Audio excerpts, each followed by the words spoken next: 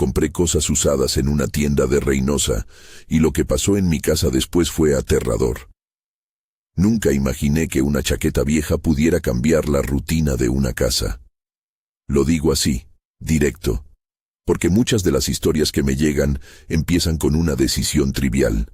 Entrar a una tienda de segunda mano, elegir algo barato, sentir que uno le da una nueva vida a un objeto. Y luego, por alguna razón que no alcanzo a entender, ese objeto conserva algo más que tela o madera. Trae consigo una huella, una voz, una presencia que no está escrita en la etiqueta. Hoy quiero contarles 4 relatos que llegaron a mi buzón. Algunos son de aquí cerca, otros de lugares distintos, pero todos giran alrededor de ese mismo núcleo. Uno de esos relatos ocurrió en Reynosa, es el que más me marcó, y al que volveré una y otra vez en este episodio. Antes de seguir, si alguna vez compraste algo de segunda mano y algo raro empezó a pasar en tu casa, quédate hasta el final y cuéntalo en los comentarios. Quiero leerlo. La primera historia que les traigo es la que sucedió en Reynosa. Me la mandó Julián y me pidió que la presentara como adaptación dramatizada para proteger nombres y detalles. Dice que trabajó años en La Maquila y que una tarde, caminando por el centro, se detuvo en una tienda de ropa usada, donde siempre terminaba encontrando una prenda barata y útil. Era una tienda con olor a naftalina, a cartón húmedo y a café frío. La luz era amarilla y bajita, y en el mostrador había una pila de abrigos apilados como si fueran libros viejos. Entre ellos apareció la chaqueta, negra, gruesa, casi militar. Tenía botones gastados y un forro interior que parecía salpicado de pequeñas manchas. Cuando la tocó, contó que sintió un peso en la palma, como si la tela hubiera guardado el calor de otra mano. Compró la chaqueta por 25 pesos. La dejó colgada en un gancho en la entrada de su casa, porque aún hacía calor y no la necesitaba. A la mañana siguiente, Julián notó algo que no supo explicar. Los vecinos, al verlo pasar por la calle, habían dado un paso atrás sin saludar. Pensé que era mi cara, que traía mala cara, me dijo. Pero la sensación empeoró. Un compañero del trabajo, al saludarlo en la esquina, lo miró fijo y dijo: ¿Y el señor de la chaqueta? ¿No te da miedo salir así? Julián se quedó helado. ¿Qué señor?, preguntó. Ese de al lado, el que siempre camina erguido. Lo vi cuando saliste ayer. El compañero describió a un hombre canoso, alto, con el mismo abrigo pero en mejor estado, y una cicatriz en la mejilla izquierda. Julián juró que no había nadie junto a él cuando salió de su casa. La primera noche hubo ruidos. Un roce como de tela en el pasillo, un arrastre leve cuando nadie entraba ni salía. La chaqueta colgaba en el perchero, y la luz de la sala proyectaba su sombra en la pared. Julián sintió frío, aunque el termostato marcaba lo mismo de siempre. A la segunda semana, su esposa, que nunca se impresionaba con nada, le dijo que, al mirarlo cuando entraba, vio a un hombre apoyado sobre su hombro derecho. No era una metáfora. Describió la postura, el peso aparente, los pliegues del cuello. Solo ella lo vio en ese momento. Después, cuando Julián se dio vuelta, no había nadie. «Pensé que te estabas riendo de mí», le dijo a su mujer. Ella negó que fuera broma. A partir de ahí, conocidos, vecinos y hasta la señora del puesto de tortillas empezaron a llamarlo el que trae compañía. Lo que siguió fue una escalada de pequeñas cosas que juntas se volvieron insoportables. Fotos en el celular que aparecían borrosas en la esquina donde Julián tomaba la chaqueta. El sonido de pasos detrás de la puerta de servicio cuando nadie volvía a casa.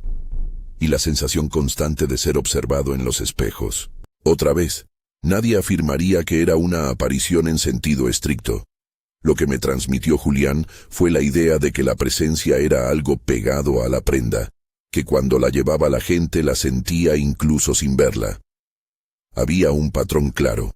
La chaqueta hacía que otros vieran lo mismo que parecían ver ella y su esposo. Intentaron quitarle el problema. La lavaron, la colgaron al sol, La guardaron en una caja con perfume fuerte. Nada cambió. Una tarde, ya hartos, la llevaron a las afueras de Reynosa, un terreno baldío donde nadie iba, y la dejaron sobre un arbusto. Se volvieron caminando convencidos de que con eso bastaría. 2 días después, mientras Julián esperaba el autobús, una señora del barrio la había visto en el puesto de una vendedora ambulante. La chaqueta colgaba de un clavo, como si hubiera vuelto por su propia cuenta, doblada con las mangas hacia adentro. La vendedora dijo que la había traído otra persona que no quiso dar su nombre. Julián fue corriendo a buscarla. La encontró ahí, intacta, con la costura del forro algo descolorida como si hubiera estado al sol, como si hubiera dormido en un lugar que olía a tierra. No diré que habrá un final ordenado. Lo que ocurrió fue que la chaqueta desapareció de la casa una noche, sin que nadie recordara haberla movido. Al día siguiente, alguien la vendió a una tienda distinta. La vio un cliente, se la probó y pagó, llevándose con él lo que Julián no supo. El relato cierra con una imagen que me contó Julián y que me sigue dando vueltas en la cabeza. Meses después, paseando por una feria de artículos usados en otro municipio, vio a un niño jugando con una chaqueta negra que no era suya. El niño se la probó, la miró a los ojos y le sonrió a alguien que no estaba ahí. Julián se quedó mirando desde lejos, sin acercarse por miedo o por respeto, y se preguntó si las cosas realmente se mudan de dueño, o si algunas memorias van con ellas como si fueran lastre. Eso fue todo lo que me envió sobre Reynosa. La sensación persistente de que algo no quería quedarse. Si esta historia te causa escalofrío y has sentido algo parecido, me gustaría que lo compartieras en los comentarios.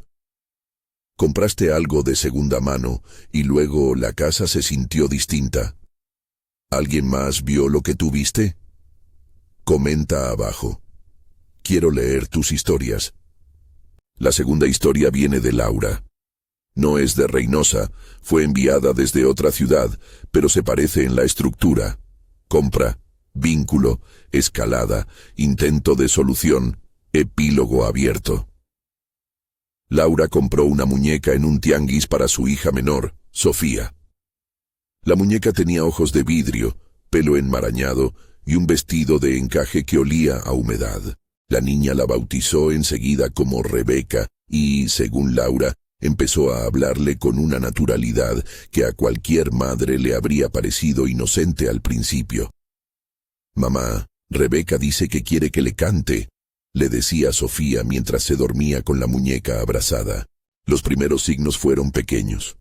Risitas en la habitación a medianoche, juguetes que amanecían cambiados de lugar y una sensación de que la habitación se volvía más fría cuando la muñeca estaba cerca. Laura me contó 3 sensaciones sensoriales concretas. La textura del vestido cuando lo tocaba, áspero y con pequeños motitas de polvo. El sonido de una cuerda que crujía dentro del cuerpo de la muñeca, como si algo hubiera sido movido adentro. Y un olor que aparecía en la casa de vez en cuando, mezcla de manzanilla y flores viejas, que Sofía siempre decía que era el perfume de Rebeca. Al principio, la familia lo tomó como parte de la imaginación de la niña. Pero la cosa cambió cuando Sofía empezó a decir que Rebeca tenía recuerdos que no eran de ella, historias de una casa que no era la suya, nombres que nadie en la familia reconocía, y un nombre, siempre el mismo, Isabel. Laura escuchó a la niña en la cocina, hablando en voz baja con la muñeca. «Isabel nos cuidó», decía Sofía. «Isabel quiere que dejemos flores». Laura sintió escalofríos. Llevó a la niña a jugar con amigas, y una de esas amigas le contó que, la noche anterior, se había despertado porque alguien le cubría la cara con un pañuelo. Sofía lo negó todo con la naturalidad de una niña. Pero la madre ya no dormía. Buscaron ayuda. No voy a entrar en nombres ni en técnicas. Laura describió la visita de una mujer que hace trabajo de limpiar casas, que examinó la muñeca sin tocarla demasiado, y dijo cosas como está apegada a la ropa y le gusta ser escuchada. Hablaron de ofrendas, de poner fotos y flores, de dejar un pedazo de pan en un plato. El ritual, si se le puede llamar así, trajo calma por algunas semanas. Sofía dejó la muñeca en la sala durante el día y por las noches la ponía sobre una estantería. Parecía que el vínculo se había suavizado. La escena que quedó en la memoria de Laura fue la de un día de muertos en el que la niña, con 3 flores en las manos, dejó una ofrenda pequeña frente a la muñeca y dijo: «Gracias por cuidar a mi amiguita Rebeca». La madre sintió alivio. Pero pasado ese año, cuando la niña tenía ya más edad, en la casa apareció una maceta con flores marchitas que nadie había puesto, y Sofía, ahora más callada, empezó de vez en cuando a susurrar el nombre Isabel cuando regresaba de la escuela. Laura guarda la muñeca en una caja con la tapa entreabierta. Cuando la abre, dice que siente el mismo olor que recordaba. No la tiraron a un bote con violencia, la enterraron en un terreno, pero la niña volvió a traer pequeñas coronas de flores cada 1 de noviembre. La pregunta que dejó Laura fue la misma que dejó Julián. ¿Se fueron o siguieron cerca? El tercer relato es de Andrea y su cuadro. Andrea encontró una pintura antigua en una venta de garaje. Era un retrato acuarelado de 2 ancianos, sentados en lo que parecía ser una sala antigua. Los ojos al principio parecían solo manchas bien hechas, pero cuando lo colgó en su sala, la primera sensación fue la de estar siendo observado. Andrea me contó cómo la luz del atardecer resaltaba los ojos de la pintura de una forma que le dio vértigo. No era que el cuadro se moviera, dijo, era que nos miraba. Los vecinos empezaron a comentarlo. Uno de ellos, una vecina que vivía arriba, le dijo que por la noche veía a 2 figuras sentadas en el techo, como si los ancianos hubieran salido del marco y miraran el barrio desde lejos. Andrea, con un nudo en la garganta, decidió proteger su casa. Cubrió el cuadro con una sábana cuando se iba de viaje y, al volver, lo descubrió en la mañana sobre la mesa de la cocina, como si alguien lo hubiera bajado para mirar la comida. Se comentó en el barrio y la gente pasó de la curiosidad a la incomodidad.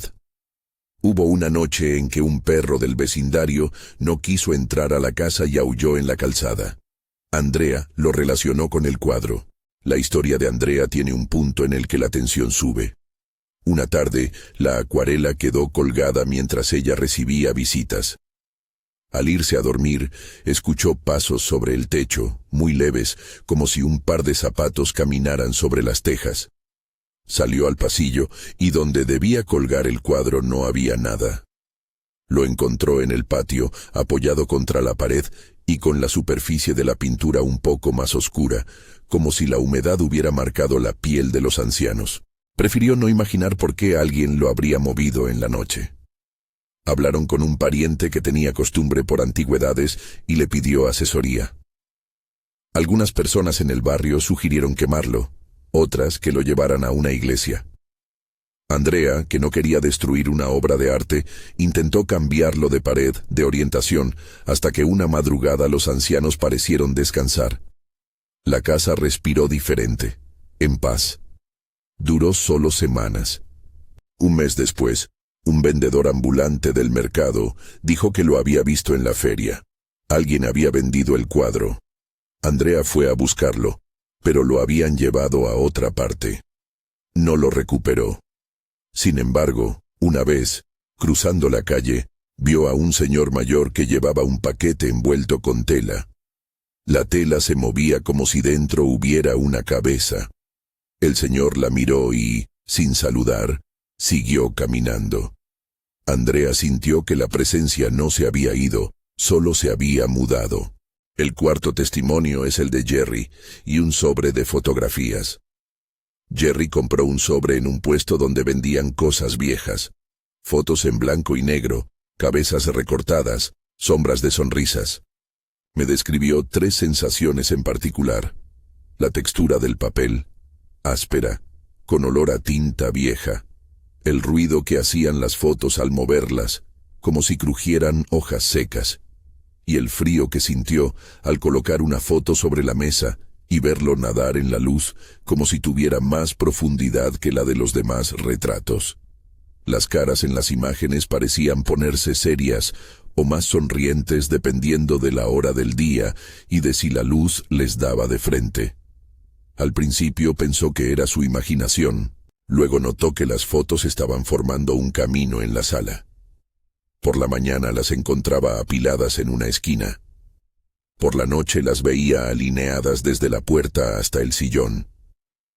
No eran muchas, quizás 10, pero la disposición sugería una intención. Intentaron deshacerse del sobre, lo quemaron en un cubo metálico, según me dijo Jerry, pero al día siguiente encontró otra foto sobre la cama. «No estoy inventando», me escribió. Colocó las fotos dentro de una caja fuerte. Al abrirla, algunas habían cambiado de lugar.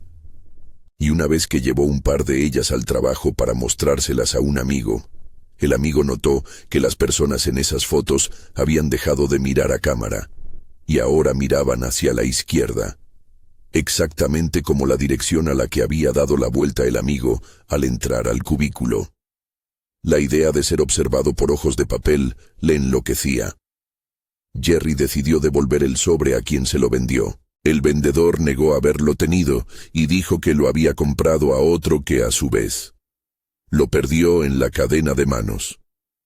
En su relato final, me dijo que a veces al pasar por la ventana de una casa vieja, ve a través de la cortina una foto sobre el sillón que no estaba allí antes y que por las noches siente pasos en la azotea como si alguien pusiera una fila de fotografías caminando hacia la calle. Si uno mira los 4 relatos juntos, aparecen patrones que son imposibles de ignorar. Objetos que parecen acumular historias, personas que ven o no ven las mismas cosas, niños que hacen de puente con lo invisible, comunidades que reaccionan y validan la experiencia. También aparece la misma decisión humana una y otra vez. Intentar normalizar, intentar tirar, intentar quemar, intentar olvidar. Esos intentos producen alivio temporal o ninguna diferencia. A veces el objeto vuelve o se va, pero deja una señal. A veces lo que se desplaza es la sensación de ser acompañado, y siempre queda la pregunta: ¿son recuerdos? ¿Son personas? ¿Es la sugestión? No lo sé. Solo puedo decirles lo que sintieron quienes me escribieron. Volvamos a Reynosa para cerrar con un clímax que resume todo eso. Julián me contó un episodio que ocurrió cuando su hermano invitó a un asado en la azotea. Había vecinos, cerveza, una guitarra. La noche estaba cálida. Las luces de la calle colgaban como luciérnagas viejas. En un momento, la hermana de Julián, que no creía en esas cosas, lo señaló con la barbilla y dijo en voz baja: «Allá, junto a la pared, hay un señor sentado». Todos voltearon. El hombre, según describieron, tenía un abrigo parecido al de Julián cuando salía. Las manos apoyadas en las rodillas, la mirada fija en la ciudad. Unos lo vieron, otros no. El que sí lo vio comenzaba a hablar sobre recuerdos que nadie en la reunión conocía. Lugares por donde Julián pasó de niño, nombres de gente que vivió hace años en la casa y que nadie recordaba haber mencionado. Fueron semanas de tensión, de cejas levantadas, de vecinos que llamaban por curiosidad y por miedo. A partir de ahí, algo se rompió. Julián comenzó a sentir que la presencia no solo estaba pegada a la chaqueta. La sentía detrás de la puerta, en la silla del comedor, en el asiento del copiloto cuando manejaba. En el trabajo lo miraban, la gente lo saludaba menos. En la escuela de su hijo, una maestra dijo que un niño pequeño señalaba a alguien más y hablaba de el abuelo. La decisión final, la más drástica, fue la de entregar la chaqueta a quien asegurara llevarla lejos. Un día, la envolvieron en una bolsa y la dejaron en la entrada de un asilo en las afueras de la ciudad. La idea fue que tal vez volvería a un sitio con su propia historia. A la mañana siguiente la bolsa había desaparecido. Otra vez, la chaqueta parece haber elegido dónde estar. Algunos vecinos afirmaron verla en la sección de prendas usadas de una feria. Otros dijeron que la vieron en el respaldo de una silla junto a un señor que miraba el horizonte. El cierre real es el que me compartió Julián por última vez. Meses después, un amigo le contó que en una tienda ambulante, en una carretera hacia el norte, alguien vendía una chaqueta negra con botones gastados. La prueba que dio mi amigo fue una marca en la esquina interior del bolsillo. Una pequeña quemadura como de cigarrillo, la misma que Julián tenía desde antes de comprarla. La chaqueta, según parece, no quiere atarse a un solo nombre. Quiero ser claro antes de cerrar. No estoy diciendo que esto sea evidencia de lo sobrenatural en un sentido definitivo. No puedo afirmar que sean espíritus, ni que haya fuerzas que muevan objetos con intención humana. Lo que sí puedo afirmar con certeza es lo siguiente. Estas historias cambiaron la vida de quienes las vivieron. Cambiaron su modo de mirar la casa, alteraron su tranquilidad y dejaron preguntas que no se responden con sentido común. Y mucho de eso sucede porque la gente que los rodea también ve lo mismo, o les cree, o les teme. La validación comunitaria transforma una experiencia privada en algo colectivo, y cuando esto sucede, la sensación se hace más real todavía. Hay algo más que quiero subrayar. Cuando los relatos involucran a niños, como el de Laura, la respuesta más prudente y humana es proteger. Nadie ganó nada con dramatizaciones innecesarias, ni con exponer a la niña a situaciones que la asusten. En todos los relatos hubo familias que buscaron contención, que buscaron explicaciones, que cuidaron a los suyos. No se trató de alimentar pánico en el vecindario, sino de encontrar formas de convivir o de apartarse. Lo que hicieron fue medidas cotidianas: sacar la prenda de la vista, guardarla, pedir ayuda a personas que respetaban y, en general, no convertir el asunto en un espectáculo.